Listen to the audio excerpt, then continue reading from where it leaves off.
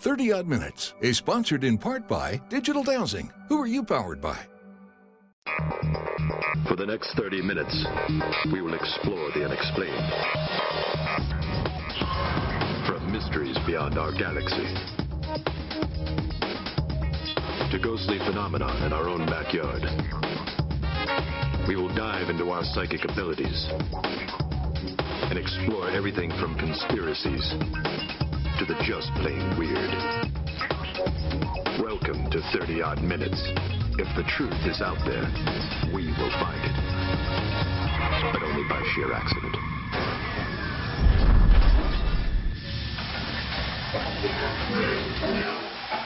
Hey everybody, welcome to 30 Odd Minutes live from Philadelphia. How are you? Good to have you guys here. The mothership, those strange lights you saw over the city, that was us. We're cloaked, it's cool. And tonight we're talking about Eastern State Penitentiary live at the Darkness Radio event. And we've got a very esteemed panel tonight. I'm super excited. You guys having a great weekend? Yeah! All right. Well, first, I would like to introduce the panel. Dave, that's Brian and Bill. Tim, this is Aaron and George. Noory? Great. All right. No, seriously. We've got a great panel tonight from Darkness Radio, from Paranormal Challenge, Dave Schrader. Scare TV and Haunted Collector, Brian Cano. From Digital Dowsing, and of course the guy that invented just about every ghost gadget you've ever seen or used, Bill Chappell. Also from Darkness Radio, the monkey throwing the switches. Oh, that's what he says. Tim Dennis. From a little show called Ghost Adventures, but you probably know him best from his previous appearances on 30 Odd Minutes, Aaron Goodwin.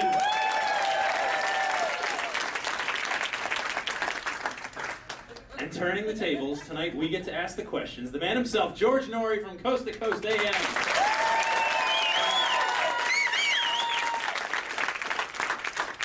So you guys know, if you watch the show each week, I have a crew, and that's no different. In fact, I do want to include them. I promised them I would call, if you don't mind. I know it's a little bit awkward. We're just going to ring them up real quick, get it on speaker, see what we get, hope for the best.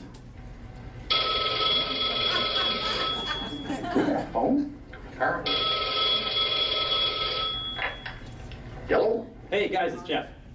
Hey, Jeff, how's it going? Well, I'm at Eastern State Penitentiary again. What, you're in prison again? Yeah, sorry. We'll come up with something. Okay, good deal. Hey, thanks. I'll check back with you, but nice shirts. Hey, thanks. Awesome. All right, good deal. We'll check back in with those guys later. That's, of course, Andrew and Matt. Jeff. I get no respect, not even from the own crew. All right, good stuff. So tonight we're going to be talking about ghostly things. I know a lot of you guys have been to Eastern State before. Is it your first time, George? This will be my first time. All right. Are you nervous about being in jail with us? Absolutely. I've always been nervous of being in jail with all of you. Oh. Good answer, good answer. Aaron, you've been here before. You've investigated. Shoot, we were there last night. What's crazy experience at Eastern State? Well, the crazy part last night is we both, Mark and Debbie and I were in there with a bunch of you guys and had a recorder, listened to one, had a bunch of questions, it was like a minute and a half, listened to it, went to the other recorder, and all it was up. It was like a heart rate, and you were like a machine. Yeah, and there's no way that was even there. And it didn't even pick up our voices. It was, I about crapped. Tim? Being mistaken for an inmate. Yeah. Yeah, and abused really badly. Right on. Yeah. Dave?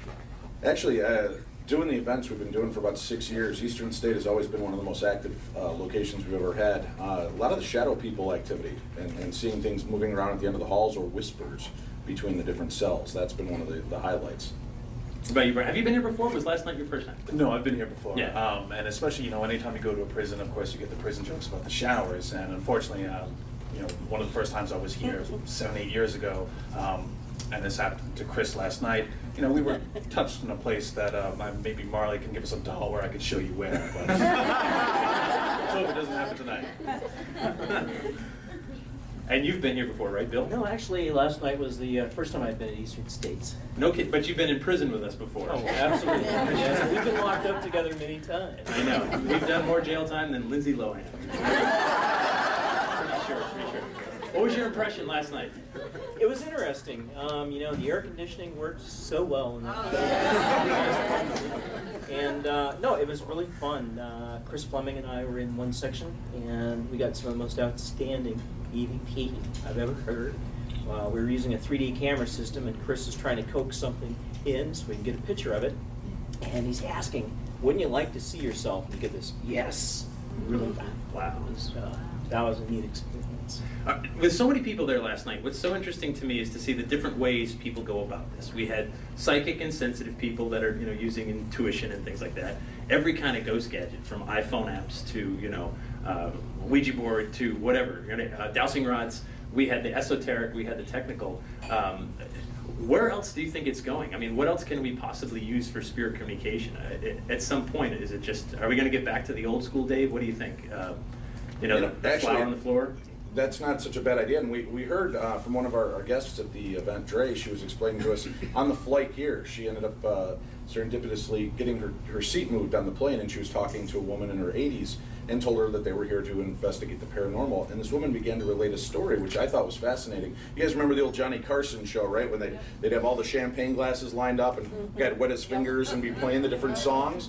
Well, they would actually do this, but they would get that harmonic sound going, and they would all hear voices, and they would have long conversations with the spirit realm, and there would be many of them. Of course, I don't know how much wine they were drinking when they were having these experiences, but yeah, I think, you know, sometimes it's going back to the rudimentary, the basics, where I think we have some of the coolest activity.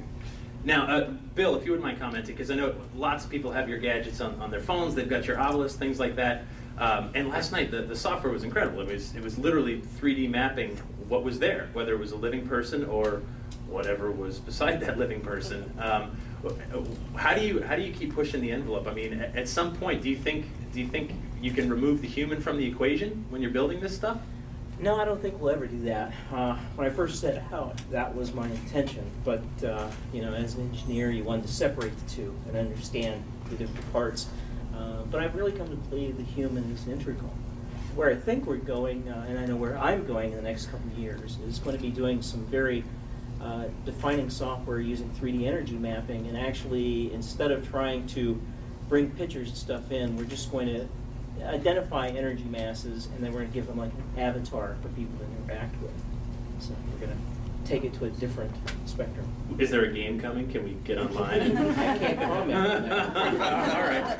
All I can think of is World of Warcraft or something going on. All right, speaking of old school, Mr. Noory, I know you're not a fan of the Ouija board, am I correct? You are very correct. And what do you mean old school?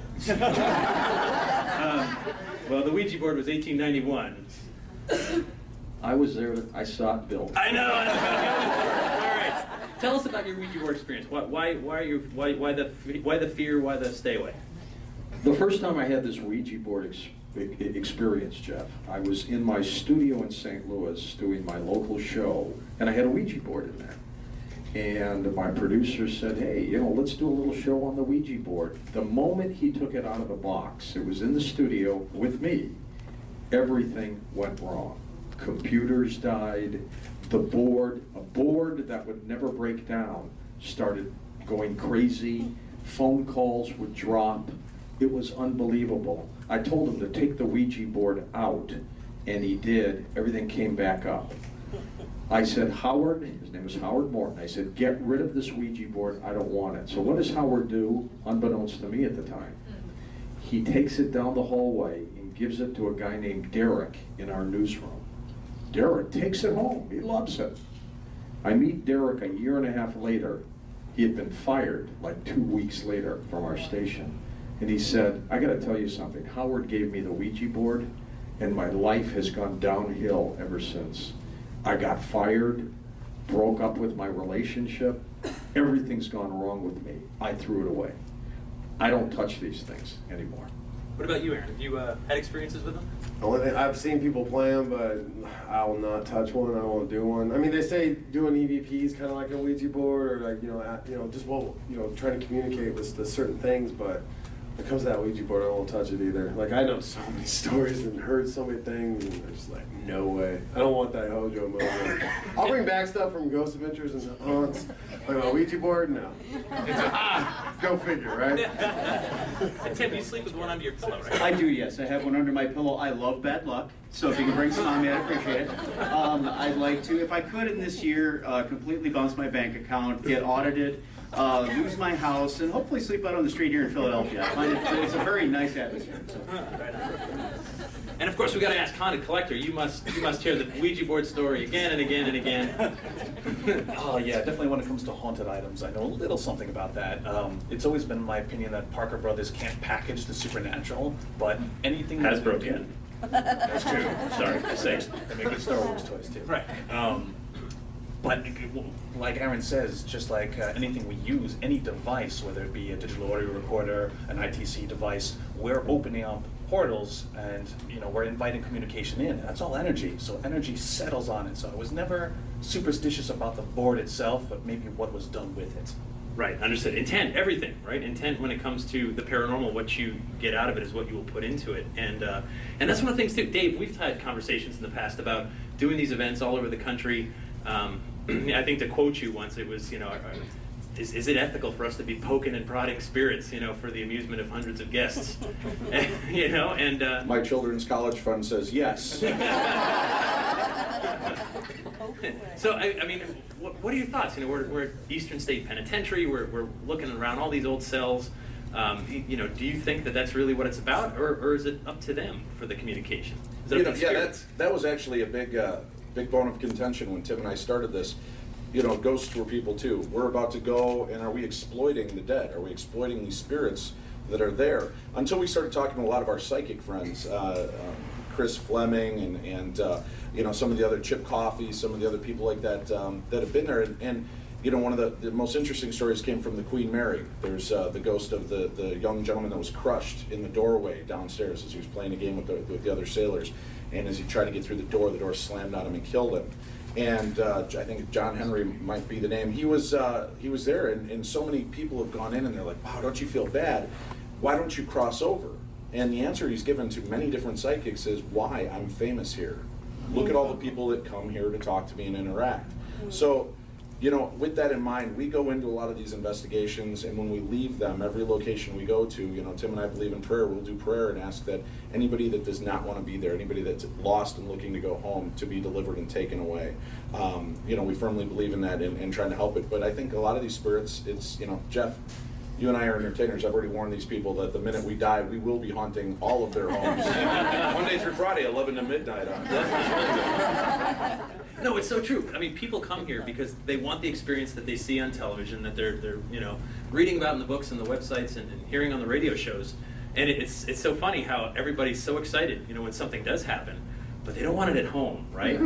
You want to come to Eastern State and leave it at Eastern State, but sometimes it does follow you home. Aaron, talk to us about how do you deal with that when you feel like it's still there days later? Well, I used to be scared of it. I used to cleanse my house, and then it just seemed like when I did that, it got worse. Plus, then I just keep going back to these ghost hunts.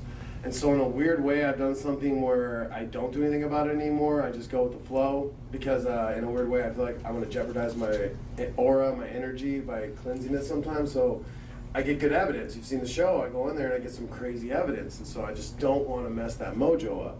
So while this is going to happen until Ghost Adventures is over, but I'll probably still be hunting beyond that. So I just roll with the flow. It's kind of the thing I do. And if the stuff at my house, it gets scary at times. I've never pushed down the stairs. I've had bad things happen, enough where you'd want to run out of your house, but I don't, because that just shows fear. So instead I just be fearful in my house with them, but I'm still standing up to them. You know what I mean? It's kind of like, wow, we can't get them out of here, But it's weird, and but I'm kind of rolling with it and learning from it. I get depressed sometimes. I'll go on my weird moods and just get like, not dark scary, but dark, and turn the lights off, and days go by. I turn into Tony Stark in a weird way, and I just work, like it gets my brain out of the way. And then and listen to Coast every night. That's always a blessing. But no, I tune out and I just listen, and I just listen to other things and other stories and everything. And for some weird way, in past in life, it'll kind of give you answers, and sometimes that's the spirits that are telling you things. I don't know, I could go on and on, but I just roll with the punches, and then when it's all over, I'll take care of it. Does that make sense? No, all right, yeah. Now, speaking of, the more you get into this, and I know, Dave, you cover lots of stuff in your show. Of course, Coast to Coast covers everything. It seems like we go down the rabbit hole, right? I know for me, I started with ghosts. That's what got me hooked. But then you diversify. You start to say, well, what about cryptids? What about UFOs? What about, conspiracies? All those things. George, when you hear, you've had all the biggest names and everyone across the spectrum. Do you ever feel just like there's so much noise? How do you quiet your head when you have all these various people who all seem to make sense? I mean, you listen to the show and, man, he's got a great point. And then someone with an opposite view. And how do you sort it out? Well, you don't. It's exciting just to listen to all these different points of view, whether people believe in ghosts, whether they don't, whether they believe Bigfoot is a creature or some guy running around in a costume. What idiot would put on a Bigfoot costume and go out in the woods and get shot at?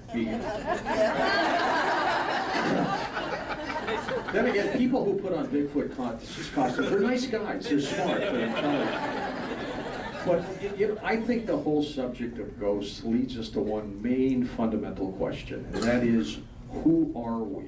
What the heck are we doing here? What does this all mean? And I think that's the big question we're all trying to get answered right now.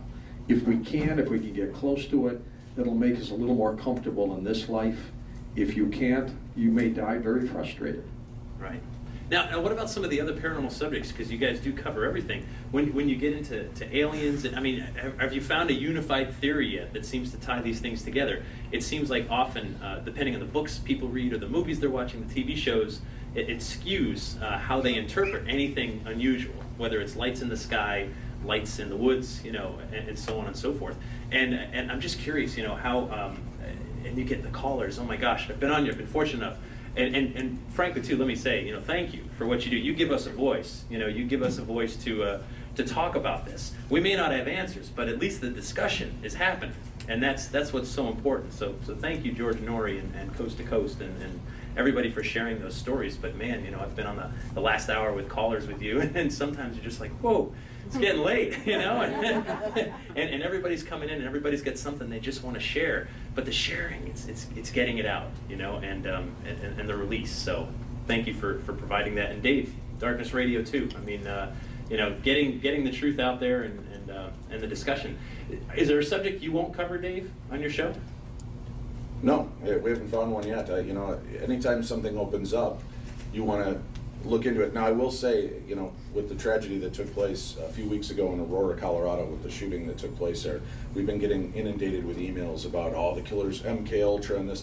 At this point, I think it's something I just want to leave alone out of respect for the families. Is it something we might look at in the future if more information comes out? Yes, I just think the knee-jerk reaction to, these murder sprees and that there's something more conspiratorial about it, I think out of respect for those people and the deaths that took place, you just leave that alone for a little bit.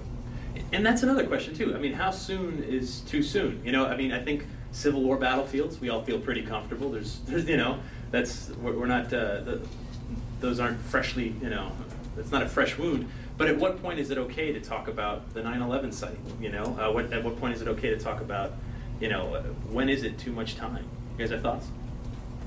Well, you talk about it when you have to, yeah. And regardless of when that might be, because I think the information needs to get out. The public needs to understand it. And David is right. I mean, give this Aurora, Colorado thing a few weeks, and then let's get into it. And let's find out just what the heck's going on. I mean, was this guy on prescription drugs? What happened to him? It seems like he came from a very nice family. Right. It's a very strange story. Right. Aaron Goodwin, have you had feedback? Any locations that Ghost Adventures ever shot where people felt like, hey, it's too soon, to be talking about the haunting here? Have you had that? Yeah, until we air the show. It's always too soon to talk about it until the show's aired. No, well, I mean, we did one in Colorado actually, where we got an EVP. We brought in, we did the spirit box, and it talked about a rape that had happened and a murder, and then that's what the police had been trying to find out, and it was really weird, and so it kind of opened up a case, and I don't know, that's really not on the topic, but I just thought, you know, it kind of broke something out, and it's not too soon to talk about, but it's never too soon, I guess. But I don't know, dude. I'm going to stop. You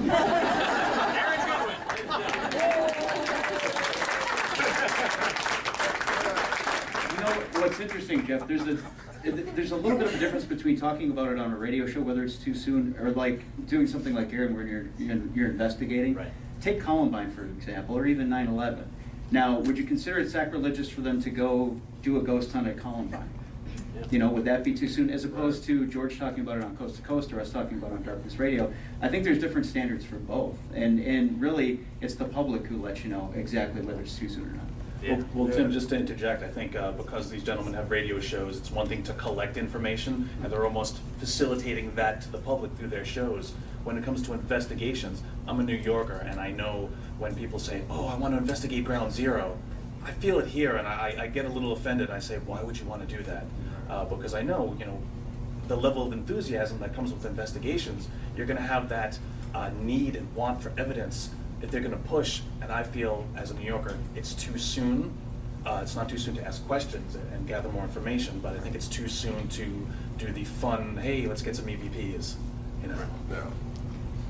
Good. You know, and one other thing, just in the Aurora, and following a lot of the social media sites, you know, the part of the underbelly of the paranormal that does get to me is they're already reporting that there are paranormal teams in the parking lot of the theater in Aurora trying to investigate and get permission to go in within a week or two of the murders.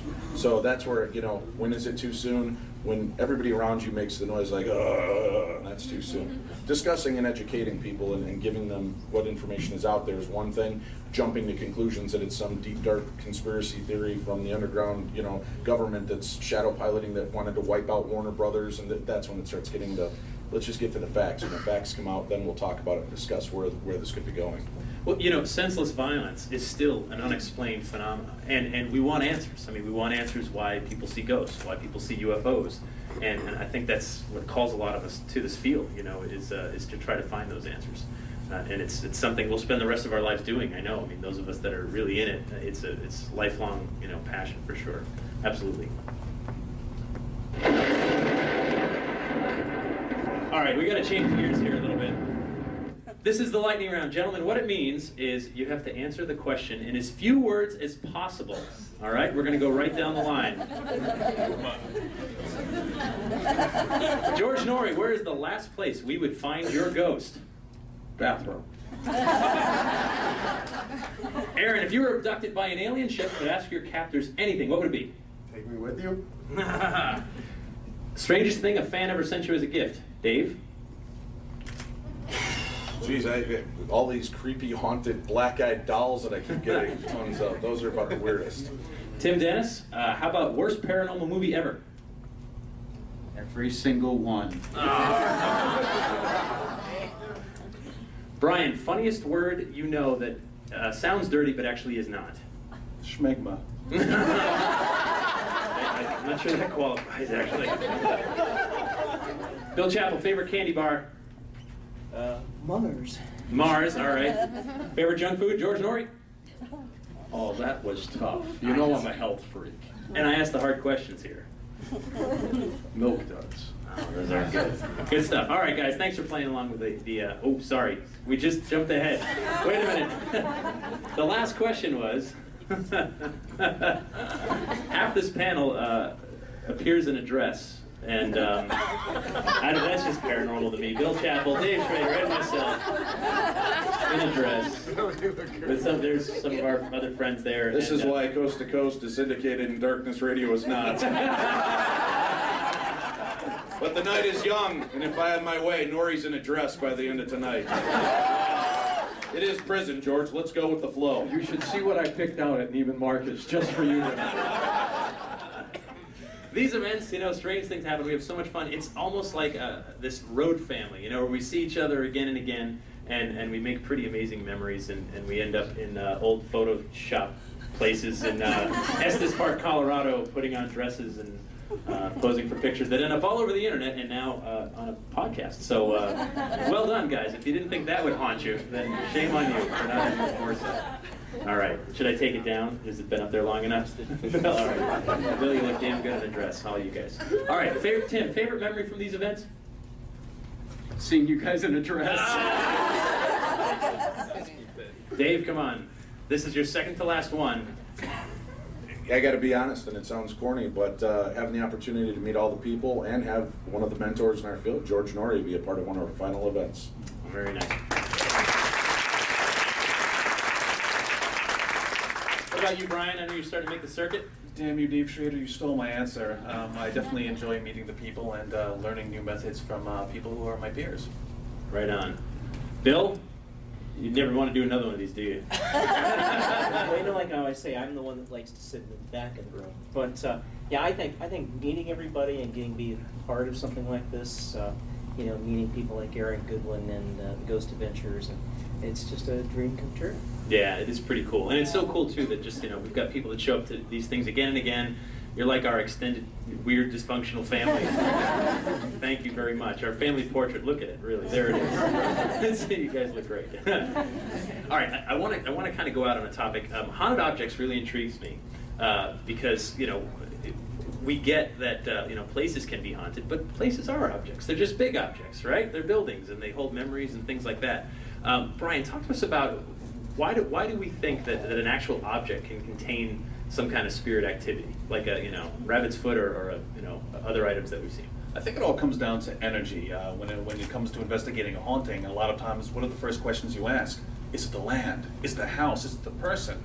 Energy can settle on anything, and something as simple and perhaps small as an object is definitely fair game.